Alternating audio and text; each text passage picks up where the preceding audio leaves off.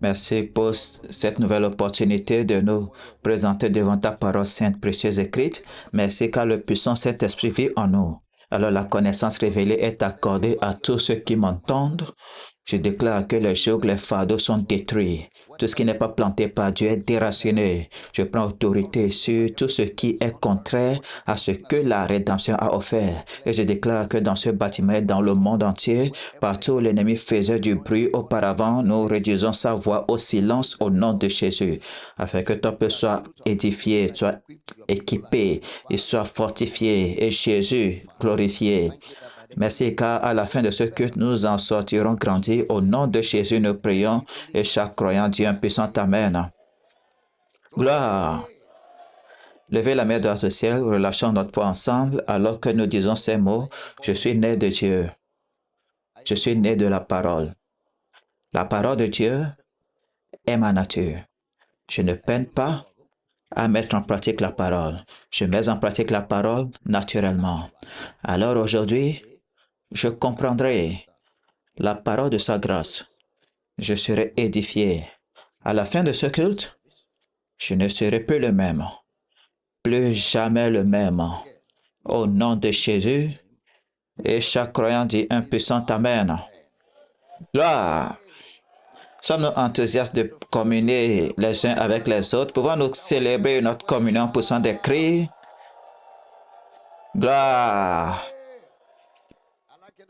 Allez vers une, deux, trois personnes, serrez la main à quelqu'un, saluez quelqu'un, dites à quelqu'un, tu seras béni parce que je suis venu. Tu seras béni parce que je suis venu. Il faut corriger ce son.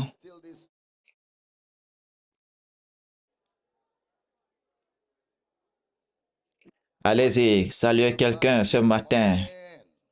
Gloire à Dieu. Maintenant, prenez votre écriture, votre Bible, veuillez vous asseoir avec votre être intelligent ce matin, entrant dans la parole de sa grâce. Gloire à Dieu. Alors, est-ce que vous êtes prêts pour la parole de Dieu? La vérité biblique sur le ciel et la terre. Nous avons vu la vérité biblique sur la fin des temps, la vérité biblique sur l'Antéchrist. Maintenant, nous voyons la vérité biblique sur le ciel et la terre. Vous savez, lorsqu'une personne entend l'Évangile et y croit, elle devient réceptive, un bénéficiaire des réalités spirituelles.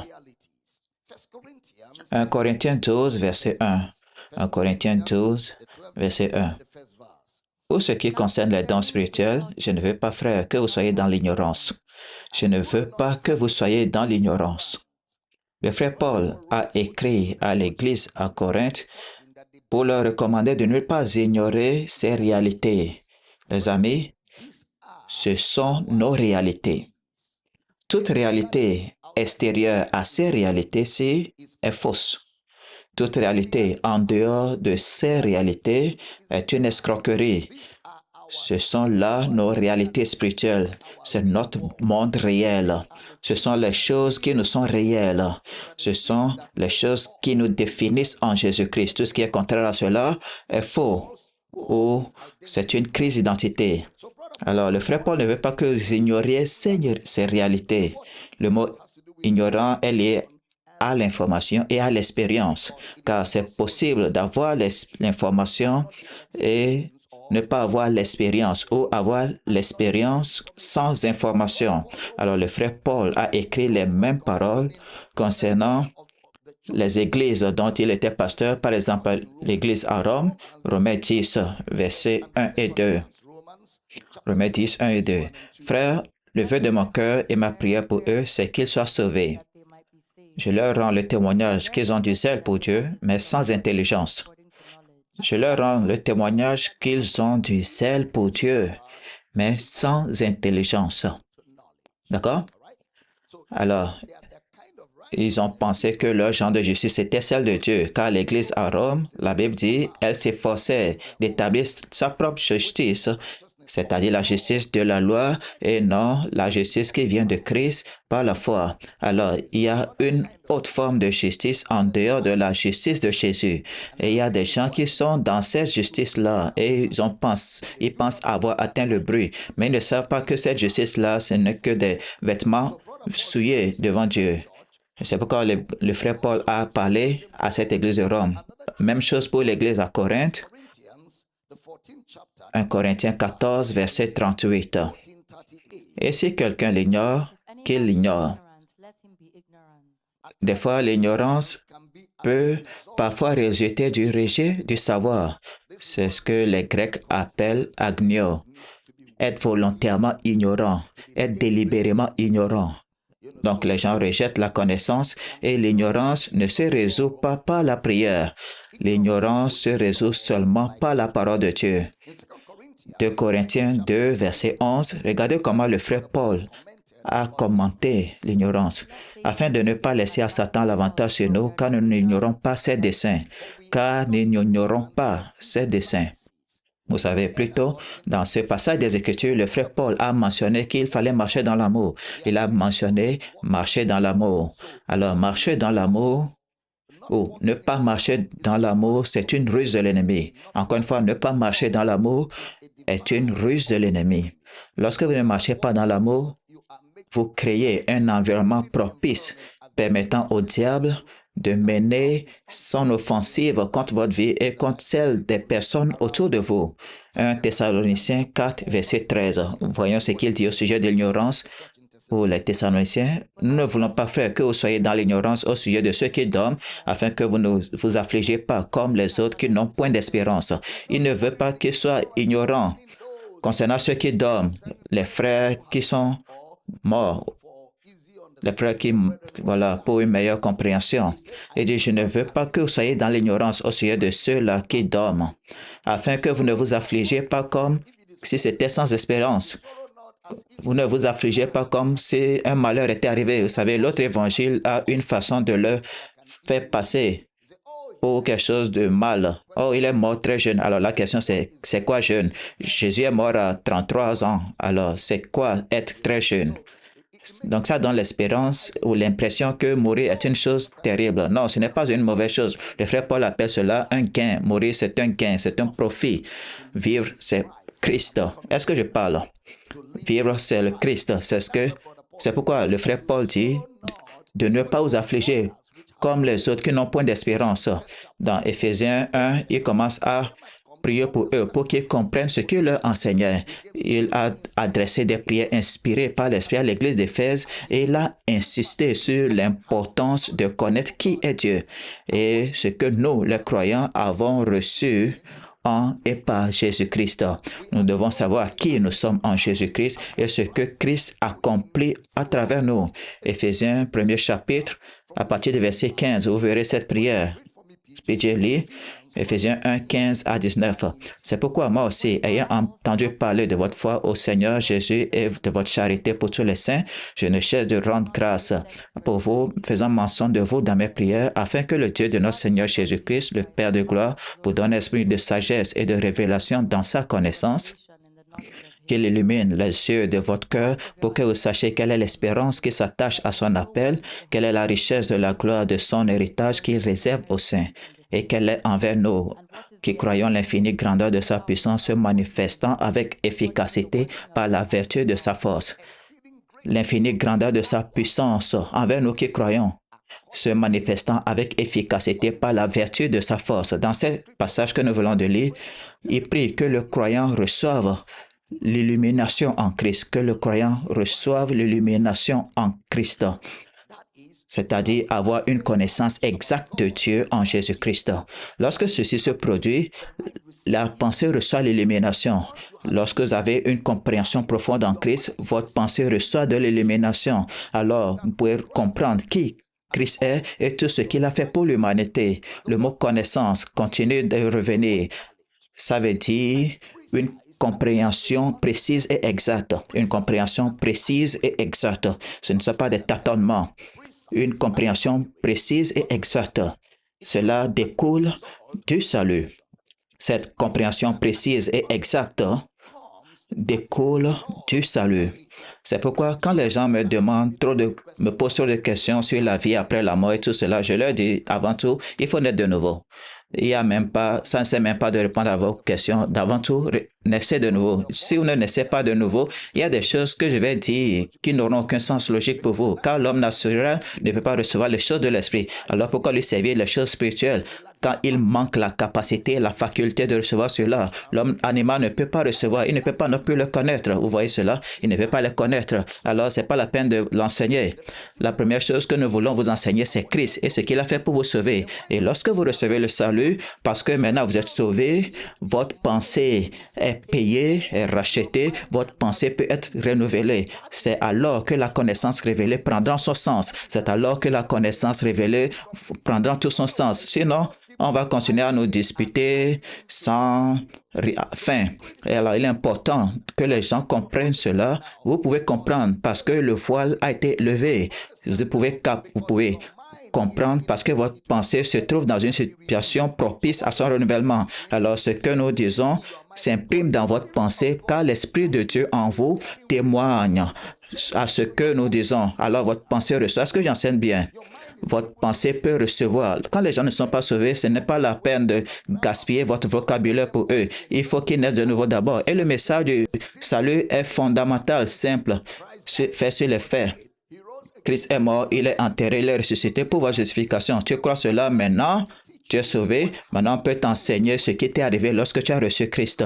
Car tout ce que vous apprendrez le restant de votre vie, c'est ce qui est arrivé lorsque vous avez reçu Christ. Tout ce qui doit se passer, c'est passé en même temps. Quand vous avez reçu Christ, tout ce dont vous aurez besoin pour l'éternité a pris forme en vous. Maintenant, nous commençons à vous enseigner pour éduquer votre pensée, pour marcher dans les réalités de votre esprit. Vous n'avez pas entendu cela. Nous éduquons votre pensée à marcher dans les réalités de votre esprit. C'est pourquoi l'emphase de l'homme né de nouveau, c'est une compréhension précise et exacte qui découle du salut. Nous lisons Éphésiens 3, verset 14. Éphésiens 3, verset 14. À cause de cela, je fléchis les genoux devant le Père, duquel tire son nom toute famille, dans les cieux et sur la terre, afin qu'il vous donne, selon la richesse de sa gloire, d'être puissamment fortifié par son esprit dans l'homme intérieur, afin que, en sorte que Christ habite dans vos cœurs par la foi, afin qu'enraciné et fondé dans l'amour, vous puissiez comprendre avec tous les saints quelle est la largeur, la longueur, la profondeur et la hauteur, et connaître l'amour de Christ qui surpasse toute connaissance, en sorte que vous soyez remplis jusqu'à toute la plénitude de Dieu. Et connaître, vous voyez cela, c'est ça la beauté. Et connaître, l'étude biblique vous amène à un lieu de connaissance, et ne pas seulement connaître, mais connaître aussi l'amour de Christ qui surpasse toute connaissance. Connaître l'amour de Christ qui surpasse toute connaissance. C'est une connaissance supérieure, une connaissance au-delà des cinq sens. Le goût, l'ouïe, l'odorat, la vue et autres. Et toucher. Cela va au-delà de cela. C'est une connaissance qui surpasse toute connaissance. Et cette connaissance vous fait marcher dans la plénitude de Dieu. Vous êtes remplis jusqu'à toute la plénitude. Une autre traduction veut dire la charge maximale de Dieu. Vous êtes remplis de la charge maximale de Dieu. Alors, la connaissance est très importante pour le croyant. La connaissance est très importante pour le croyant, c'est-à-dire savoir ce que Christ a fait à travers Jésus-Christ, le considérer comme un don librement offert. Librement offert, ça n'a pas été demandé, donné gratuitement par Jésus. Comprendre que tout ce que nous avons fait au salut, c'est croire et recevoir. C'est tout. Nous n'avons rien fait, nous n'avons jamais contribué à notre salut. Nous n'avons seulement que cru pour recevoir le salut. Alors, le croyant a la responsabilité de découvrir les réalités en lui. C'est votre travail de découvrir ce que vous avez maintenant, quelles sont ces réalités en vous et en Jésus-Christ. Maintenant, vous les retenez et vous grandissez dans ces connaissances. C'est ce que Paul disait à Philémon. Quand il dit à Philémon, dans le verset 6 du premier chapitre, que la communication de ta foi devient efficace par la reconnaissance de tout le bien qui est en toi, en Jésus-Christ. Paul prie pour Philémon, faisant référence à sa au fait qu'il ait une compréhension exacte et précise de tout le bien qui est en lui, en Jésus-Christ. Maintenant, le mot communication veut dire communion, partage ou participation. La communication veut dire communion, partage, participation. Alors, ça veut dire qu'il y a un partage de la foi du croyant. Et le mot de toute bonne chose, toute espèce de bien, ça veut dire, Paul parlait de plus d'une chose, toute espèce de bien qui est en toi.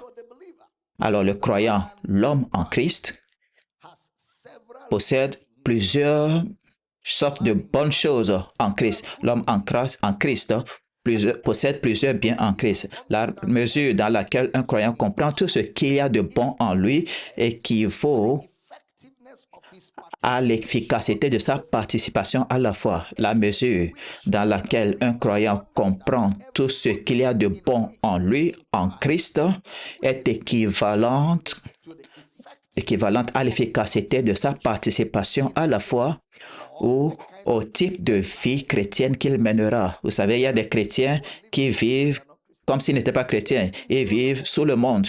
Ils vivent dans l'excuse. Ils vivent en victime. Ils vivent dans la peur. Alors, ils ne peuvent pas profiter de ce que Christ a offert. Ils ne sont sûrs de rien. Ils vivent dans la panique, une panique constante. Ils sont nerveux tout le temps. Ils ne sont jamais détendus. Ils n'ont pas d'audace ni de confiance en eux. Ils sont victimes de la vie au lieu d'être victorieux. Pourquoi? Parce qu'ils sont dépourvus de la connaissance de leur réalité en Christ. Par conséquent, il y a des choses que nous devons savoir sur nous-mêmes en Christ Jésus. Le frère Pierre enseigne la même chose dans 2 Pierre 3, verset 18. Mais croissez dans la grâce et dans la connaissance de notre Seigneur et Sauveur Jésus-Christ. À lui soit la gloire et maintenant et pour l'éternité. Amen. Cette connaissance vient par la compréhension du mot qui veut dire être enseigné. Il vous faut être enseigné, il faut être enseigné, il faut être enseigné. Et il n'y a pas de verset biblique qui dise connais Dieu par toi-même. Il n'y a pas un tel enseignement, même pas dans l'Ancien Testament. Parce que dans l'Ancien Testament, on formait des disciples. Parce que Paul va établir un homme sur une congrégation. Moïse dit que le Dieu de toute chair établisse un homme sur toute la congrégation. C'est pourquoi Dieu va désigner des gens pour enseigner tout au long de l'Ancien Testament. Enseigner, former des disciples. Encore plus dans le Nouveau Testament. Alors, il vous faut être enseigner, il le faut. Et soyez disposés à apprendre. Soyez humbles à apprendre. Avec humilité, vous recevez la parole implantée qui est capable de sauver vos âmes. Alors, cette connaissance permet une compréhension parfaite et précise de qui est Christ et de qui est le croyant. Une connaissance, une compréhension exacte et précise de qui est Christ et de qui est le croyant. Cela explique pourquoi Pierre a dit dans sa première lettre de désirer la parole, désirer la parole, désirer la parole, désirer la parole. En d'autres termes, voici ce dont le croyant a besoin après le salut. 2 Pierre, que veut dire plutôt 1 Pierre 2, 2, 1 Pierre 2, verset 2. Désirez comme des enfants nouveau-nés le lait spirituel et pur, afin que vous croissiez par lui. Désirez le lait pur et sincère et spirituel, afin de grandir. Alors, le frère Paul, dans ses lettres à l'église de Corinthe, regardez comment il a pris le temps de leur poser cette question. Ne savez-vous pas? Ne savez-vous pas? Cela a été répété tout au long du livre des Corinthiens. 1 Corinthiens 6, verset 2. 1 Corinthiens 6, verset 2. Ne savez-vous pas que les saints jugeront le monde? Et si ce n'est pas vous que le monde est jugé, êtes-vous indigne de rendre les moindres jugements? Ne savez-vous pas? Encore la connaissance. Ne savez-vous pas? On dirait que c'est Jésus qui dit, n'avez-vous pas lu? N'avez-vous pas lu Anaginosko? N'avez-vous pas lu? Et Jésus le disait toujours, n'avez-vous pas lu? N'avez-vous pas lu? Et Paul dit, ici à l'église de Corinthe, ne savez-vous pas?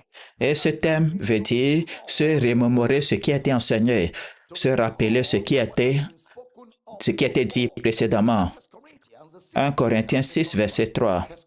1 Corinthiens 6, verset 3. Ne savez-vous pas que nous jugerons les anges et nous ne jugerons pas à plus forte raison les choses de cette vie? Ne savez-vous pas, encore une fois, que nous jugerons les anges? 1 Corinthiens 6, verset 15. 1 Corinthiens 6, 15. Ne savez-vous pas que vos corps sont des membres de Christ? Prendrai-je donc les membres de Christ pour en faire les membres d'une prostituée? Loin de là. Ne savez-vous pas? Ne savez-vous pas? Ne vous souvenez-vous pas de ce qui a été enseigné, que vos corps sont les membres de Christ? 1 Corinthiens 6, 16. 1 Corinthiens 6, verset 16. Ne savez-vous pas que celui qui s'attache à la prostituée est un seul corps avec elle, car il est dit, les deux deviendront une seule chair. Ne savez-vous pas? Ne savez-vous pas? 1 Corinthiens 6, 19. 1 Corinthiens 6, 19. Ne savez-vous pas que votre corps est le temple du Saint-Esprit qui est en vous, que vous avez reçu de Dieu, et que vous ne vous appartenez point à vous-même? Ne savez-vous pas que votre corps est le temple du Saint-Esprit? 6 fois dans une lettre. 6 fois dans une lettre. Ne savez-vous pas? Il leur dit de se souvenir les choses qu'il a enseignées dans la même lettre. Il les a traités de bébés parce qu'ils ont refusé de grandir. Et frère, je n'ai pas pu vous parler comme à des hommes spirituels, mais comme à des hommes charnels, comme à des enfants en Christ. Il les appelle des bébés car ils ont refusé de grandir. Alors le frère Paul commence à leur dire qu'ils ont refusé de grandir, c'est-à-dire ils ont refusé de marcher dans les informations qu'ils ont reçues. Lorsque vous refusez de grandir, c'est parce que vous avez refusé de mettre en pratique les informations que vous avez reçues. Dans 1 Corinthiens 3, 1, et pour moi, frère, ce n'est pas comme à des hommes spirituels que j'ai pu vous parler, mais comme à des hommes charnels, comme à des enfants en Christ. Il leur rappelle leur identité en Christ. Il leur a rappelé leur statut. Et il dit qu'ils sont spirituels. Ça, c'est leur statut. Vous êtes spirituel. Ça, c'est votre identité. Vous êtes spirituel. Ça, c'est votre réalité. Vous êtes spirituel. 1 Corinthiens 2, verset 10 à 16. 1 Corinthiens 2, 10 à 16. Dieu nous les a révélés par l'Esprit, car l'Esprit sonde tout, même les profondeurs de Dieu. Lequel des hommes en effet connaît les choses de l'homme, si ce n'est l'Esprit de l'homme qui est en lui? De même, personne ne connaît les choses de Dieu, si ce n'est l'Esprit de Dieu. Or, nous n'avons pas reçu l'Esprit du monde, mais l'Esprit qui vient de Dieu, afin que nous connaissions les choses que Dieu nous a données par sa grâce. Et nous en parlons non avec des discours qu'enseigne la sagesse humaine, mais avec ceux qu'enseigne l'Esprit, employant un langage spirituel pour les choses spirituelles. Mais l'homme animal ne reçoit pas les choses de l'Esprit de Dieu, car elles sont une folie pour lui et ne peut les connaître parce que c'est spirituellement qu'on en juge. L'homme spirituel, au contraire, juge de tout et il n'est lui-même jugé par personne. Car qui a connu la pensée du Seigneur pour l'instruire? Or, nous avons la pensée de Christ. Nous avons le sumba baizo, la compréhension de Christ. Maintenant, le mot spirituel veut dire les choses de l'esprit et ce qui s'y rapporte. Les choses de l'esprit et les choses qui s'y rapportent. Il a utilisé ce terme parce que dans sa deuxième lettre à cette église, il a expliqué et résumé ce que nous avons reçu au salut comme étant l'esprit. L'œuvre entière du Christ, le résumé de tout ce que Jésus a accompli dans sa mort, son ensevelissement, sa résurrection, toute son œuvre s'appelle l'esprit. Tout ce que Jésus a fait est résumé comme l'Esprit. Alors, quand il vous donne l'Esprit, il vous donne toute son œuvre. Quand il vous a donné l'Esprit, il vous a donné toute son œuvre. Tu nous as donné ton Esprit et ton œuvre sur terre est accomplie. Le instant où il vous donne son Esprit, cela annonce que l'œuvre est accomplie. Et le fait qu'il nous a donné l'Esprit était une autre annonce. Tout ce qu'il a achevé, il vous l'a donné comme un bienfait. Alors, la somme toute de son œuvre est appelée l'Esprit, ou cela nous est donné comme son Esprit. De Corinthiens 1, 19 à 21, car le Fils de Dieu, Jésus-Christ, qui a été prêché par nous, au milieu de vous, par moi, par Sylvain et Timothée, n'a pas été non, oui et non, mais c'est oui qui a été en lui. Car pour ce qui concerne toutes les promesses de Dieu, c'est en lui qu'est le oui. C'est pourquoi encore l'amen par lui est prononcé par nous à la gloire de Dieu. Et celui qui nous a fermés avec vous en Christ et qui nous a oints, c'est Dieu. Ce terme,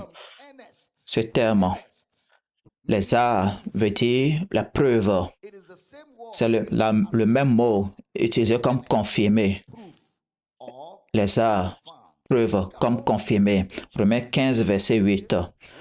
Romains 15, verset 8. Prêtez attention.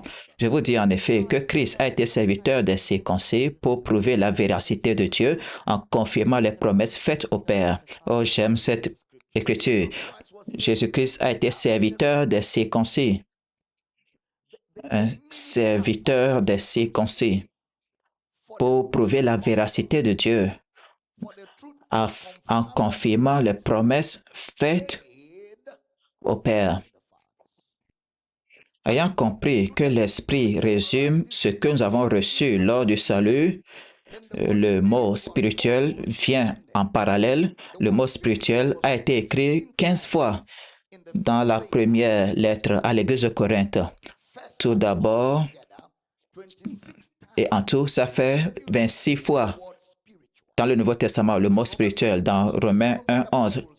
Il dit, car je désire vous voir pour vous communiquer quelques dons spirituels afin que vous soyez affermis.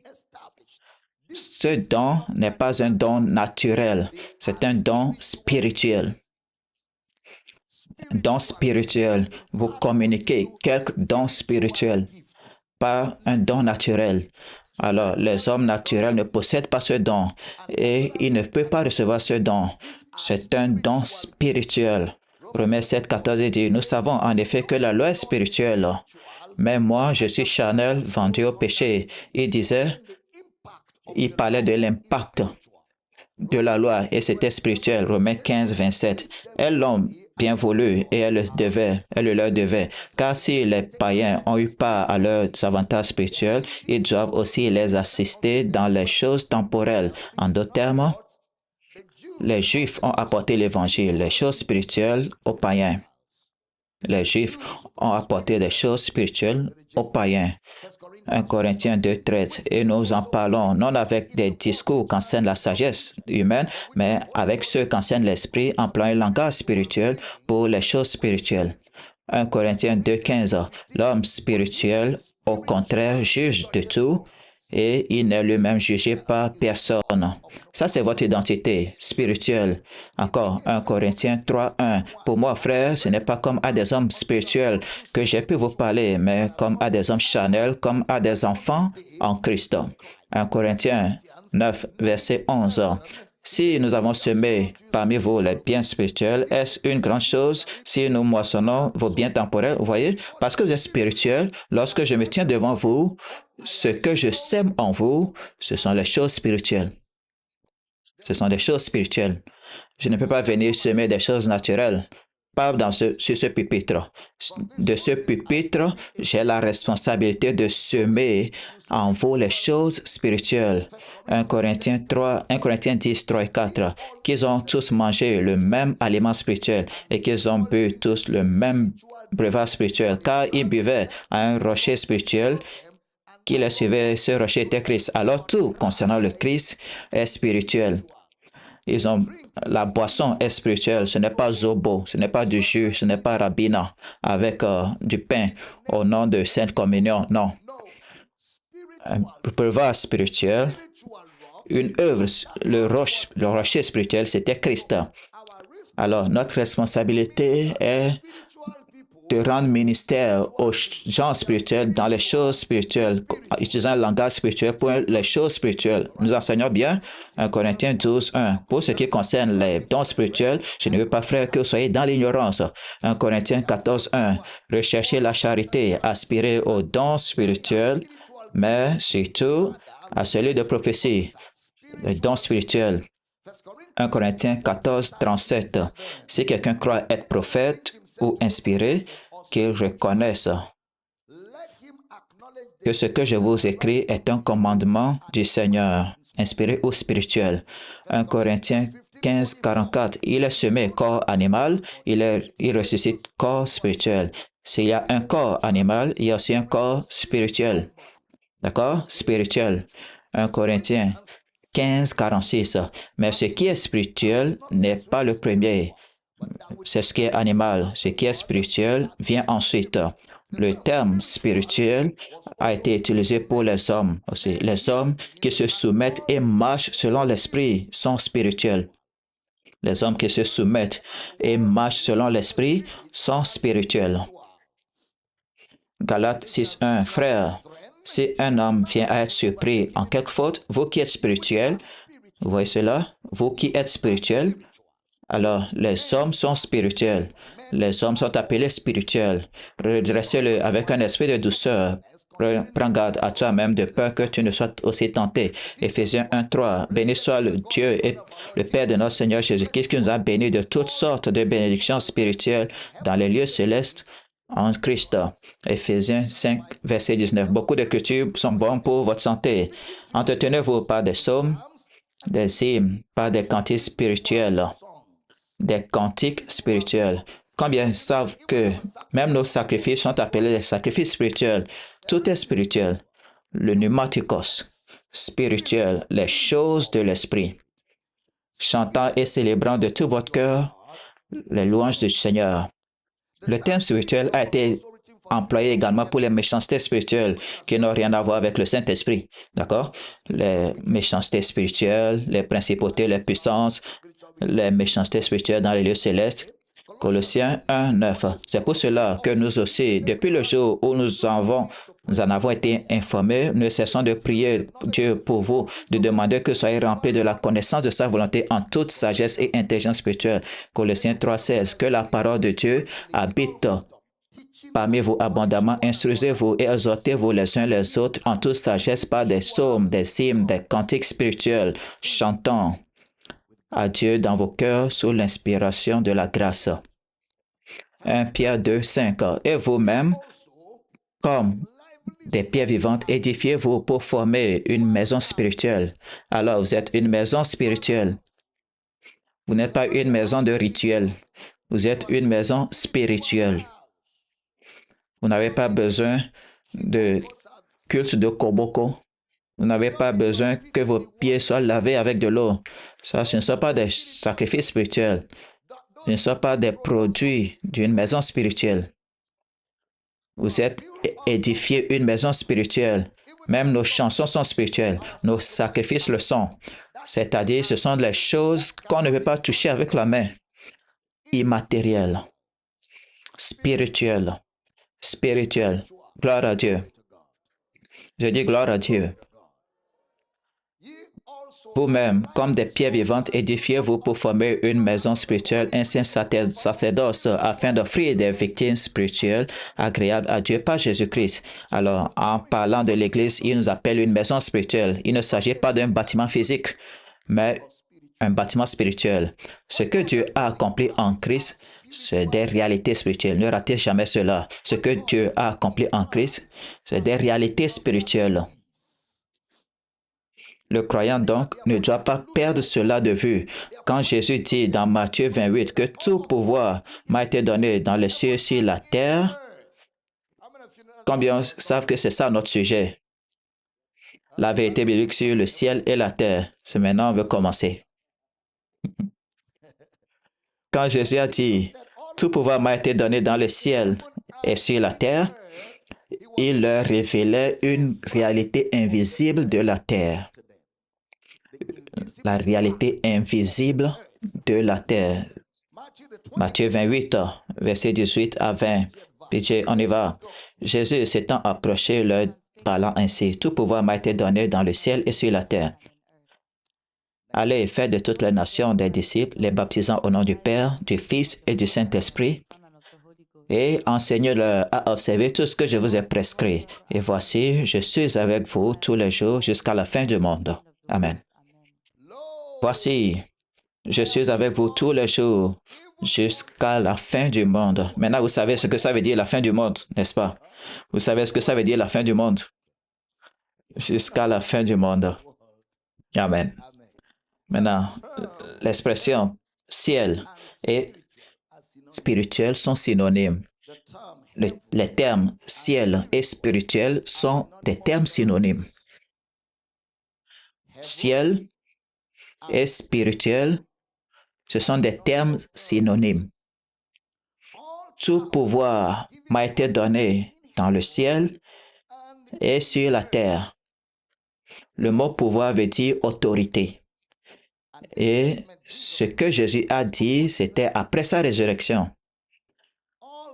Tout pouvoir m'a été donné dans le ciel et sur la terre. Alors la question est ceci. Qu'est-ce qui est disponible à la résurrection? Qu'est-ce qui nous est disponible à la résurrection de Jésus? Rappelez-vous que le mot ciel, s'il vous plaît, ne ratez pas ceci. Le mot ciel peut être expliqué en utilisant un trône comme le siège d'autorité. Et c'est là qu'un roi exerce sa domination sur son royaume. Là où un roi exerce son autorité dans son royaume. Dans le royaume des cieux, Christ est assis dans cette autorité. Dans le royaume du ciel ou des cieux, Christ siège dans cette autorité. Alors il dit, tout pouvoir, toute autorité m'a été donnée dans le ciel et sur la terre. Être assis fait référence à une autorité permanente. Être assis fait référence à une autorité permanente.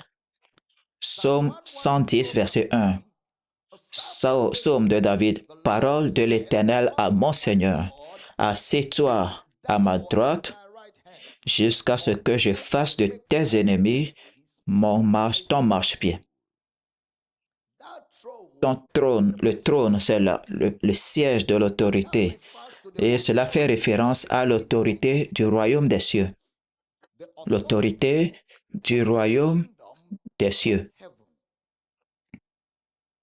Marc 16, verset 19, pitié. Marc 16, verset 19. Le Seigneur, après leur avoir parlé, fut enlevé au ciel et s'assit à la droite de Dieu. Il fut enlevé et il s'assit à la droite de Dieu. Acte 2, 32 à 36. Ce Jésus, Dieu l'a ressuscité. Nous en sommes tous témoins.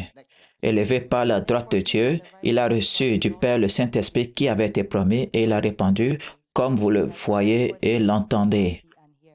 34. Car David n'est point monté au ciel, mais il dit lui-même, le Seigneur dit à mon Seigneur, assieds-toi à ma droite jusqu'à ce que je fasse de tes ennemis ton marchepied.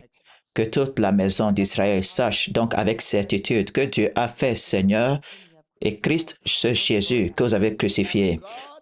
Dieu a fait ce même Seigneur, pas notre Jésus. Ce Jésus que vous avez crucifié, Seigneur et Christ. C'est lui qui est assis. Et bien sûr, vous savez, maintenant dans cette église, que lorsque nous disons assis, nous ne voulons pas dire ça, s'asseoir. Quand on dit trône, on ne parle pas d'un fauteuil rembourré. Ce sont des termes utilisés pour décrire l'autorité de Jésus, la fonction de Jésus. Et le terme élevé fait référence à l'autorité sur toute chose. Il détient l'autorité sur toute chose. Ça, c'est son ascension au ciel. Ascension veut dire il est monté au pouvoir pour être responsable de tout. L'autorité sur toute chose. N'oubliez pas, dans Jean 14, 1 à 3, il parle à ses disciples et dit que votre cœur ne se trouve point. Croyez en Dieu, croyez en moi. Il y a plusieurs demeures dans la maison de mon Père. J'ai entendu parler d'un homme qui vendait des certificats d'occupation pour des terrains au ciel. Un pasteur, il dit que sa propre demeure, pour sa propre demeure, il y a 6 piliers. Jésus l'a amené là-bas. Il a vu l'avancement des travaux. Et si vous avez besoin de certificats d'occupation, il a dit combien il faut payer pour obtenir cela. Ça, ce sont des choses qui se produisent quand les Écritures ne sont pas correctement interprétées. Vous voyez, c'est pourquoi les ministres douteux sont en colère que nous interprétons les Écritures. Car une fois que les Écritures sont interprétées, personne ne peut vous cacher la face avec de la laine. C'est pour cela il est préjudiciable à un prédicateur de se contenter de lire la Bible. C'est un mauvais service. Un homme de Dieu n'est pas censé être un lecteur. Il est censé être quelqu'un qui explique, qui interprète les Écritures. Car c'est seulement par l'interprétation des Écritures que la vérité est mise en lumière pour que tous puissent la voir. Alors maintenant, il prend de l'argent des crétins, des crédules. Il prend de l'argent pour une propriété au ciel où lui-même il n'est jamais allé. Je me demande quelle est l'autorité de développement des capitaux qui doit recevoir l'argent là, quand il faut s'acquitter des droits de timbre et formalités. Il dit, dans la maison de mon père, il y a plusieurs demeures. Si cela n'était pas le cas, je vous l'aurais dit, je vais vous préparer une place. Et lorsque je m'en serai allé et que je vous aurai préparé une place, je reviendrai et je vous prendrai avec moi. Je vais vous préparer une place, d'accord? Je vais vous préparer une place. Je vais vous préparer une place. Je vais vous recevoir moi-même. Vous ne réfléchissez pas, je vais vous préparer une place. Je vais vous préparer une place. Je ne vous prends pas et je ne vous amène pas dans cette place-là, mais je vous prends avec moi. Est-ce que c'est clair? Ce lieu-là sera moi-même. Mais je ne vais pas vous recevoir moi-même jusqu'à ce que je ne meure. Parce que maintenant, je suis le fils unique. Mais si le grain ne tombe à terre et meurt, mais s'il tombe à terre et meurt, il va porter du fruit. Alors, lors de ma résurrection, je serai en vous, vous serez en moi. Je vais multiplier les familles lors de ma résurrection. Ce n'est pas des biens, ce n'est pas un bâtiment quelque part. Vous savez maintenant, dans la maison de mon père, il y a plusieurs cités. Il n'y a pas de cité dans une maison. S'il faut utiliser le sens anglais, il n'y a pas de cité dans une maison. Il y a des maisons dans une cité. Mais dit, dans la maison de mon père, il y a plusieurs cités, plusieurs manoirs. Je vous ai enseigné cela. Dans le oikia de mon père, il y a plusieurs monnaies. C'est ça le grec. Et ça veut dire dans la famille de mon père, la famille. Le manoir, c'est la famille. Donc, il y a de nombreuses demeures là-dedans. Il y a plusieurs places là-dedans. Vous êtes les espaces qui constituent la famille. Ce n'est pas un bâtiment. C'est vous, réunis, qui formez la famille. Alors, vous êtes les demeures et la maison. Vous êtes les demeures qui forment la maison du Père. Est-ce que j'enseigne bien ce matin? Vous êtes les demeures qui forment la maison du Père. Vous êtes le temple du Saint-Esprit. Vous êtes la demeure du Père. Est-ce que j'enseigne bien ce matin? Et si je vais, je vous préparer une place, je reviendrai, je vous prendrai avec moi, afin que là où je suis, vous y soyez. Ce n'est pas là où je serai, là où je suis maintenant, c'est là où vous serez. Alors, vous viendrez, vous atteindrez mon statut, vous ne ferez plus qu'un avec moi. Le terme maison désigne maison, ménage ou famille. Donc, il existait un plan pour faire des hommes la famille ou le foyer de Dieu. À ce moment-là, Jésus ne faisait pas référence, ou plutôt, Jésus faisait référence à sa mort, son ensevelissement, sa résurrection, c'est-à-dire à sa résurrection d'entre les morts, il y aura une place pour nous. Il y aura un accès maintenant à la famille. C'est pourquoi Éphésiens 1, ce que nous avons lu, dit, afin que le Dieu de notre Seigneur Jésus-Christ, le Père de gloire, vous donne un esprit de sagesse et de révélation dans sa connaissance et qu'il illumine les yeux de votre cœur pour que vous sachiez quelle est l'espérance qui s'attache à son appel, la richesse de la gloire de son héritage qu'il réserve aux saints, quelle est l'envers vous, l'infinie grandeur de sa puissance, en se manifestant avec vertu, par la vertu de sa force, avec efficacité. Il a déployé en Christ en le ressuscitant des morts et le faisant asseoir à sa droite dans les lieux célestes, au-delà de toute domination, autorité, puissance et toute dignité et de tout nom qui se peut nommer non seulement dans le siècle présent, mais encore dans le siècle à venir. Et il a tout mis sous ses pieds et il a donné pour chef suprême à l'Église qui est son corps. Qui est son corps. La plénitude de celui qui remplit tout en tous. Paul prie qu'il donne la sagesse de l'Esprit, c'est-à-dire pour que l'Esprit nous montre là où il est. Il vous donne la sagesse de l'Esprit, c'est-à-dire que l'Esprit nous révèle là où il est.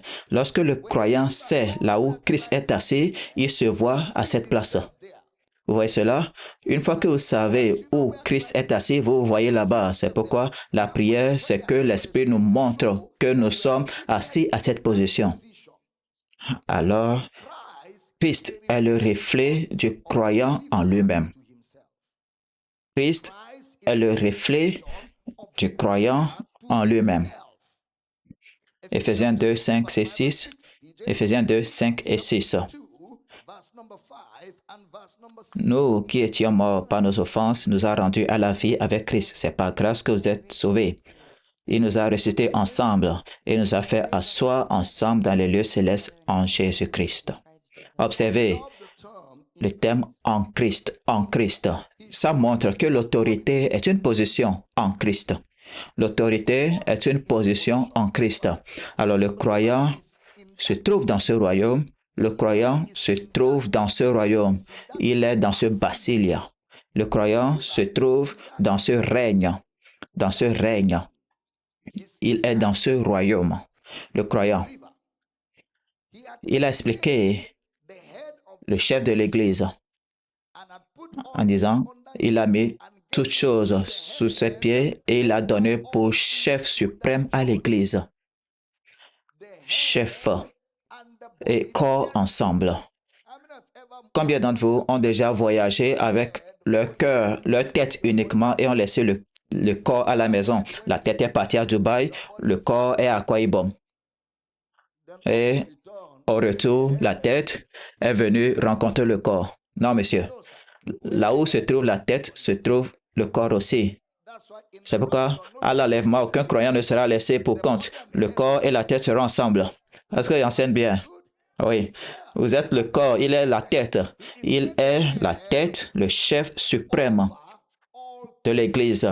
Alors, si la tête est sur toute chose, automatiquement, le corps est au-dessus de tout. Là où je suis, vous soyez aussi. Éphésiens 3 dit ça, afin que la domination et les autorités dans les lieux célestes connaissent aujourd'hui par l'Église la sagesse infiniment variée de Dieu. Encore, regardez, le terme lieu est mis en italique. En d'autres termes, il y a des principautés et des puissances dans le monde invisible. Il y a un monde invisible, le monde immatériel. Et il y a des principautés et des autorités dans le monde invisible. Regardez, l'Église, le rôle de l'Église est de faire connaître cette connaissance. L'Église doit faire connaître cette connaissance, car il a fait de l'Église chef de toutes choses. Éphésiens 4.15. Mais en professant la vérité dans la charité, nous croissions à tous égards en celui qui est le chef, Christ, afin que nous croissions en Christ. La tête fait référence à notre point de départ. L'Église est chef des principautés, des puissances, mais Christ est le chef de l'Église. Vous avez entendu? L'Église est le chef des principautés et des puissances. Christ est le chef de l'Église, car le corps vient de lui et le corps de Christ est l'Église. Éphésiens 5, 31. Et je lis pour moi. Éphésiens 5, verset 31. C'est pourquoi l'homme quittera son père et sa mère et s'attachera à sa femme et les deux deviendront une seule chair. Il dit que Adam et Ève étaient symboliques de quelque chose. Le mariage lui-même. Voyons le prétexte. Éphésiens 5, versets 22 à 30. On y va. Femmes, soyez soumises à vos maris comme au Seigneur. Car le mari est le chef de la femme, comme Christ est le chef de l'Église qui est son corps et dont il est le sauveur. Or, de même que l'Église est soumise à Christ, les femmes aussi doivent l'être à leur mari en toutes choses. Marie, aimez vos femmes comme Christ a aimé l'Église et s'est livré lui-même pour elle, afin de la sanctifier par la parole, après l'avoir purifiée par le baptême d'eau, afin de faire paraître devant lui cette Église glorieuse, sans tache, ni ride, ni rien de semblable, mais sainte et irrépréhensible. C'est ainsi que les maris doivent aimer leur femme comme leur propre corps. Celui qui aime sa femme s'aime lui-même, car personne n'a jamais haït sa propre chair, mais il la nourrit et en prend soin comme Christ le fait pour l'Église, parce que nous sommes membres de son corps. Rappelez-vous, le croyant et Jésus ne font qu'un seul esprit. Tout comme le mari et la femme sont une seule chair, le croyant et Christ sont un seul esprit. Le mari et la femme symbolisent Christ et l'Église. L'Église est issue de lui, il est le chef, le premier-né d'entre les morts.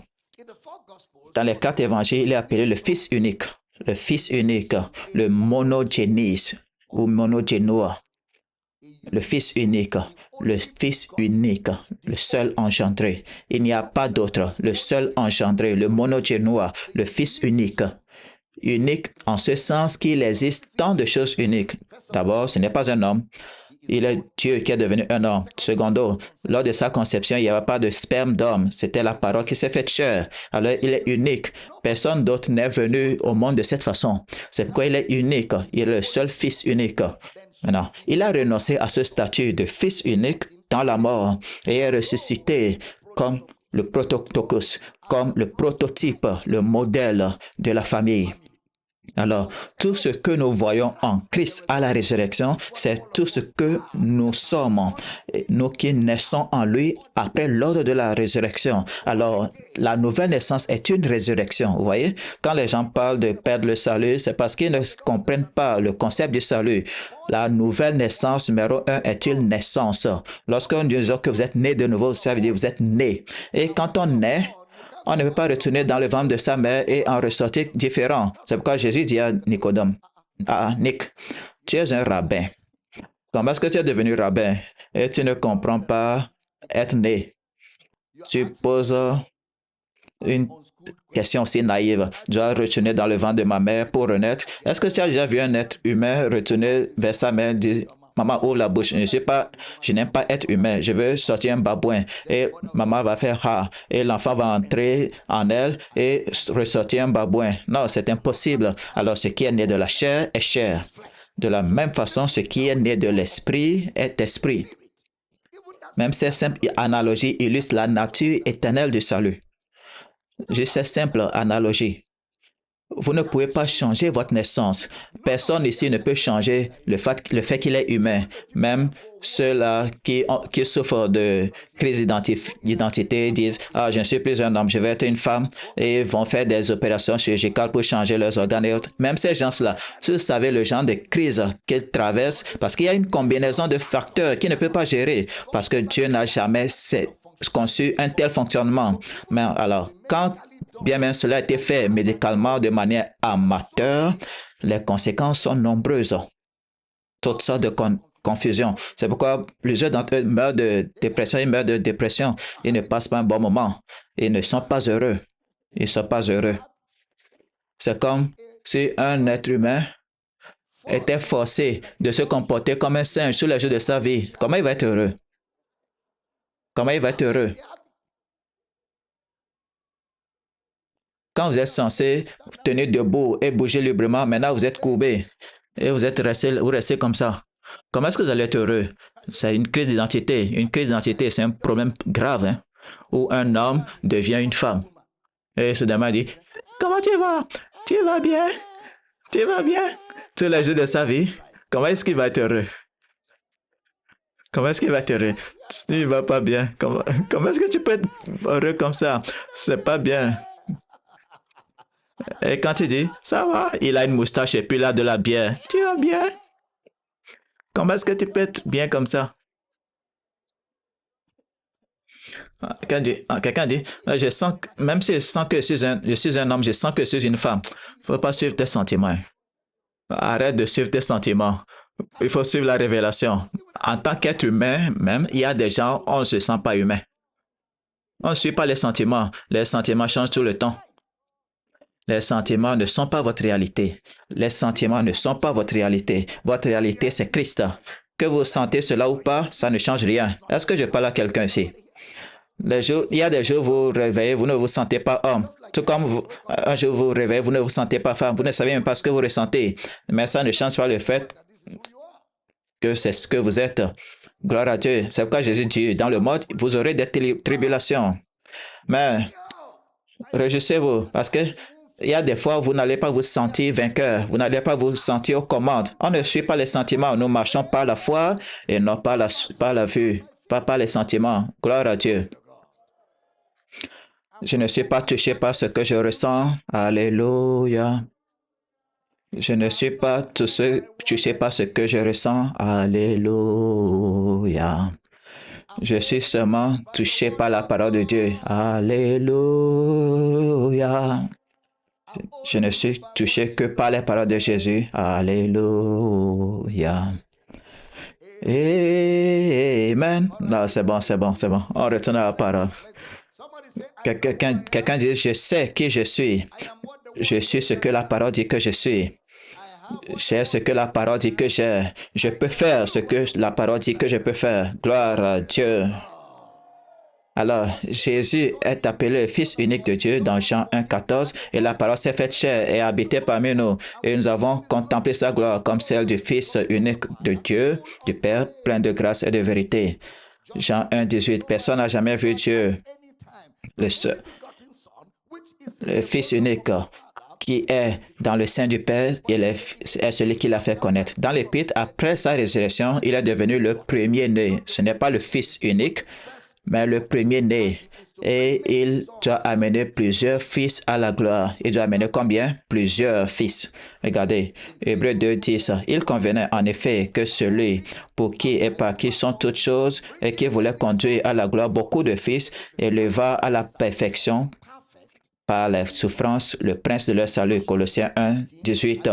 Il est la tête du corps de l'Église, il est le commencement, le premier-né d'entre les morts, afin d'être en tout le premier. Alors, Jésus est appelé le chef parce qu'il est le premier-né. Il est le prototype du Fils de Dieu, ressuscité de mort. Il est le prototype. Le terme premier-né ou engendré ne fait pas référence à une position de naissance ordinaire, mais cela signifie plutôt qu'il est le fils modèle par lequel les autres fils naissent ou les autres fils sont engendrés. Romains 8, 29. Car ceux qu'il a connus d'avance, il les a aussi prédestinés à être semblables à l'image de son fils, afin que son fils fût le premier-né entre plusieurs frères. Il est quoi? Le premier-né entre plusieurs frères. Alors, la confirmation dont il est question ici s'est produite immédiatement. Vous avez été conformé. Ce n'est pas progressif, c'est immédiat. Vous avez été conformé, prédestiné à être l'image de son fils. C'est le mot somorpho. Ce n'est pas soutiematizo, c'est le mot somorpho, conformé, prédestiné à l'image. Oh, pardon, le mot semblable. Alors, quiconque est né de nouveau est semblable à l'image du premier-né d'entre les morts. Alors, Jésus est la source et notre filiation se trouve dans sa résurrection. Notre filiation se trouve dans sa résurrection. Cela veut dire donc que tout ce qui est trouvé en lui se trouve dans chaque fils. Tout ce que l'on trouve en lui se retrouve dans chaque fils. Tout ce qui est trouvé en Jésus se trouve en chacun de nous. Matthieu 16, 19. Je te donnerai les clés du royaume des cieux. PJ Lee, comme ça, je vais prendre mon temps. Je te donnerai les clés du royaume des cieux. Ce que tu liras sur la terre sera lié dans les cieux, et ce que tu délieras sur la terre sera délié dans les cieux. Vous voyez cela? Est-ce que vous avez vu ça? Regardez-moi tous. Je te donnerai les clés. C'est toi qui as les clés du royaume des cieux. Vous suivez? Ce que tu liras sur la terre sera lié dans les cieux. Ce qui veut dire que tu es à la fois au ciel et sur terre. C'est pourquoi tu peux effectuer des changements aux deux endroits. Tu ne peux pas être sur terre et lier les choses au ciel. Il faut être au ciel pour lier les choses au ciel.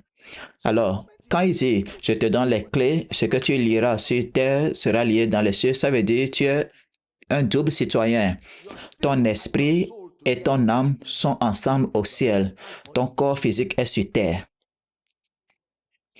Le ciel est immatériel. La terre est matérielle. Votre corps est matériel. Votre esprit, votre âme sont immatériels. Alors, vous êtes au ciel et sur la terre. C'est pourquoi vous pouvez lier et faire des changements dans les deux endroits. Vous êtes citoyen des deux mondes. S'il vous plaît, calmez-vous, écoutez. L'expression ciel et terre vient de Moïse et je vais aborder cela au deuxième culte. L'expression ciel et terre, ce sont les mots de Moïse. C'est la façon dont Moïse explique le plan de Dieu. Le plan de Dieu concernant la nouvelle création. Tout ce que vous liez sur la terre, tout ce que tu lieras sur la terre sera lié. Tout ce que tu délies sera délié. Alors tu es citoyen des deux lieux, du ciel et de la terre. Luc 17, verset 20 à 22. Luc 17. Les pharisiens demandaient à Jésus quand viendrait le royaume de Dieu. Il leur répondit, le royaume de Dieu ne vient pas de manière à frapper les regards. On ne dira point, il est ici ou il est là, car le royaume de Dieu est au milieu de vous. Le royaume de Dieu, le royaume des cieux, est au milieu de vous.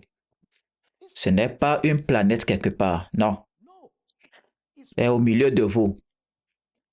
Le ciel est en vous. Dans l'Ancien Testament, les prophètes ont dit, Dieu a planté l'éternité dans vos cœurs. Le ciel est en vous.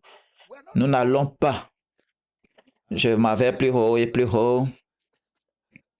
Je m'en vais plus haut un jour, dit la chanson. Je m'en vais plus haut pour rester avec Jésus.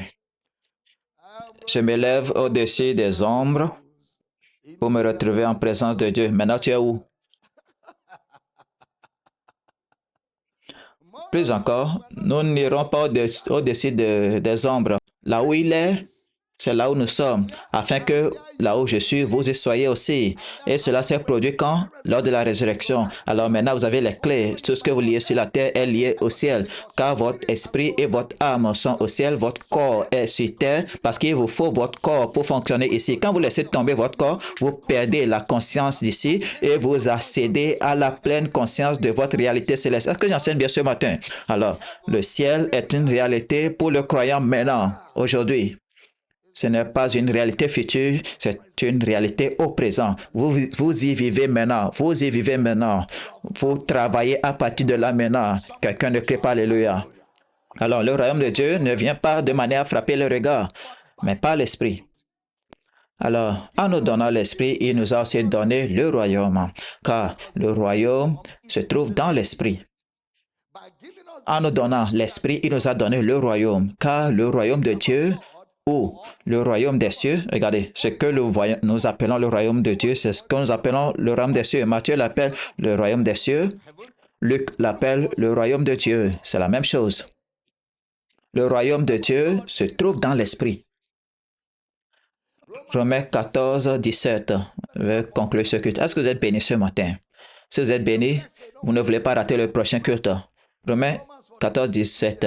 Car le royaume de Dieu, ce n'est pas le manger, le boire, mais la justice, la paix et la joie par le Saint-Esprit. Le royaume de Dieu, c'est la justice, la paix, la joie où?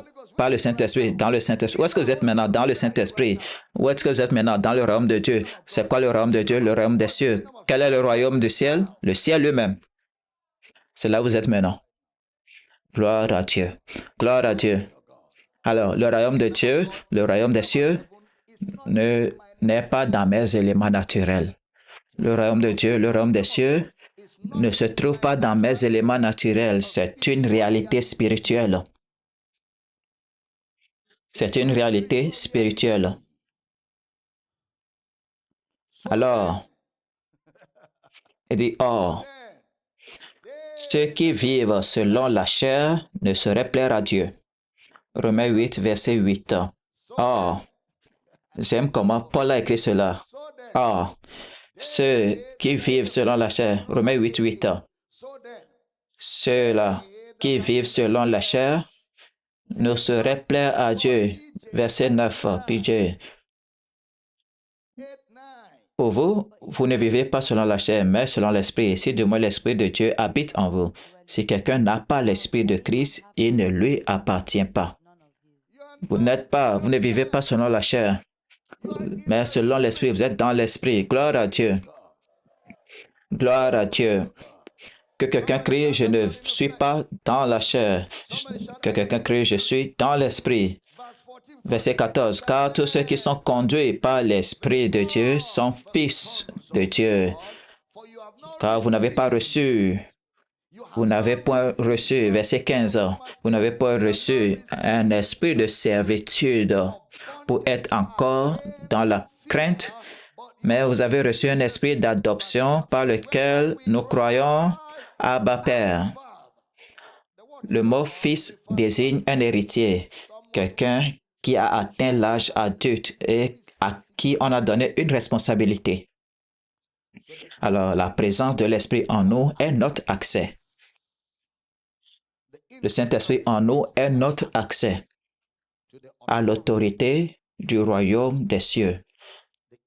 La présence de l'Esprit en nous est notre accès à l'autorité du royaume des cieux. Vous avez l'Esprit de Dieu habitant en vous et cette présence est votre accès à cette autorité. Alors, quand vous parlez en langue, vous exercez votre autorité. Vous exercez votre autorité. Chaque fois que vous dites parler,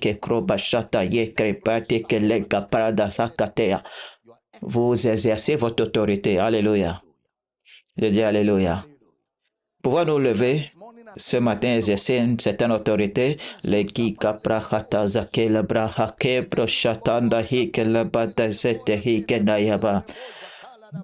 Allez-y, allez-y. Ayons un avant-goût ce matin. Oh, quel avant-goût de la gloire. Mambregolo de Shribata Hege Brekatazo Tende Yigala Gatozetea E Babarazuba de Kete Higalagando Hoko Preshagalagetea.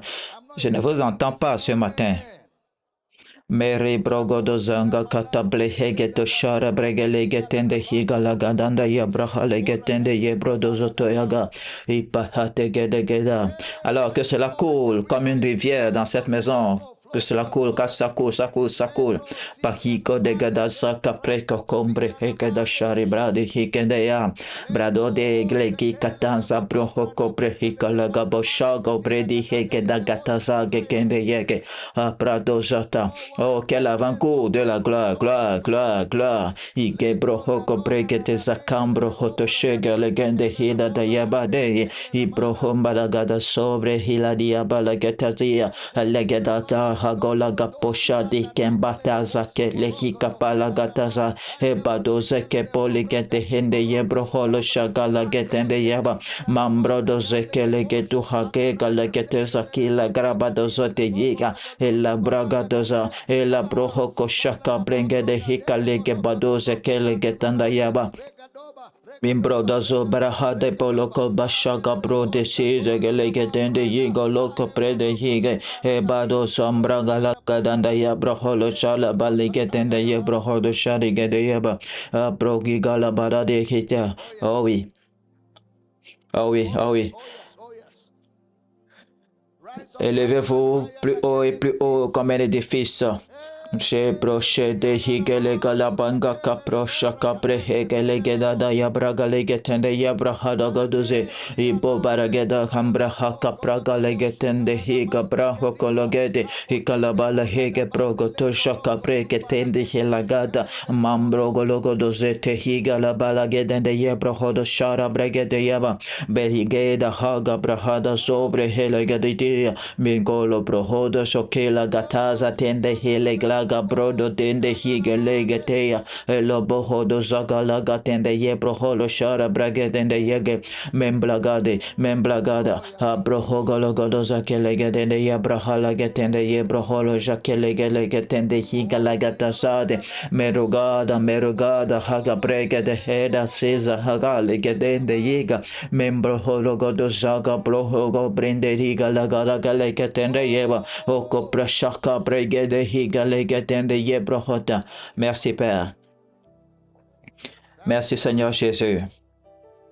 Nous te louons, Seigneur Jésus. Oh, merci, Seigneur Jésus. Ero brashika brahaka predeze kelegeda habrana doseke kitaza predete yegetende yiga. Meri graga da shoka brahanda galegeteze de yigala. Merci Seigneur. Nous te louons Père. Si vos mains sont saintes, alors balancez-les-lui en action de grâce ce matin. Merci Seigneur Jésus. Je te loue, Père. Balancez vos mains saintes et louez-le, donnez-lui la gloire. Akaprade hego breheke danda yabala sokra galdaze blehege lagata hambrada dozeke. Merci Père. Alléluia. Au nom de Jésus. Père, nous nous réjouissons car ce matin ta parole est sortie et vivifie nos cœurs. Une construction se produit dans notre compréhension. Merci pour cette armée d'hommes et de femmes qui se lèvent dans cette maison et dans toutes nos maisons phares, dans toutes les nations de la terre, un peuple qui va démontrer et qui va vivre la vérité de Christ. Merci Père. Nous déclarons ce matin que tout corps malade est guéri, guéri, guéri. De la tête jusqu'à la plante de vos pieds, soyez guéris maintenant même, au nom de Jésus. Merci Seigneur, car ton peuple est élevé, édifié, et ton peuple quitte ce culte, exerçant son autorité sur tout ce qui ne ressemble pas à Christ, au nom de Jésus. Cette semaine est une semaine de victoire. Cette semaine est une semaine consacrée à vivre pleinement dans votre réalité. Profitez de tout ce que Christ a offert. Merci Père, pour les conduites et les perceptions, pour les conseils et la clarté. Au cours de cette semaine, vous n'êtes pas confus. Vous savez quoi faire et votre lumière va briller devant les hommes et verront vos bonnes œuvres et glorifieront votre Père. Merci Père pour la prière aussi. Au nom de Jésus, nous prions et chaque croyant dit cet Amen sur une note finale. Allez-y. Donnez à Jésus des célébrations dans ce bâtiment. Gloire! Gloire! Gloire. Amen. Récupérez votre offrande d'honneur, donnons ce matin en adorant Jésus. Nous donnons avec foi pour soutenir l'œuvre de Dieu. Nous donnons généreusement, intentionnellement, délibérément, afin que l'œuvre du royaume de Dieu soit accomplie pour la gloire de notre Christ. Vous avez les comptes dont les détails sont affichés à l'écran pour envoyer les dons, les offrandes, tout ce que vous voulez envoyer à Power City International. Les comptes sont affichés à l'écran, les détails sont à l'écran pour tous vos dons. Vous avez les comptes bancaires sont affichés. Alors, prenez votre offrande, levez-la, prions.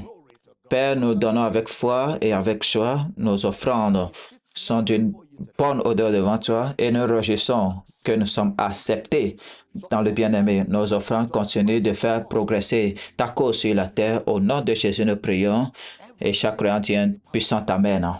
Gloire à Dieu. Vous ne voulez pas rater le prochain culte parce que nous allons aborder sérieusement la question du ciel et de la terre au deuxième culte. Mais quel culte? Nous avons posé les bases et vous ne voulez pas rater ce que Dieu va faire. Donc, nous serons sur les plateformes à 11h GMT plus 1. Nous vous aimons. Nous espérons que vous avez été bénis et enrichis par cet enseignement. Likez cette vidéo, partagez-la avec tous ceux qui sont autour de vous. Commentez, abonnez-vous à cette chaîne et activez la cloche de notification pour ne pas rater nos prochaines mises en ligne. Soyez bénis, Jésus est Seigneur. Amen.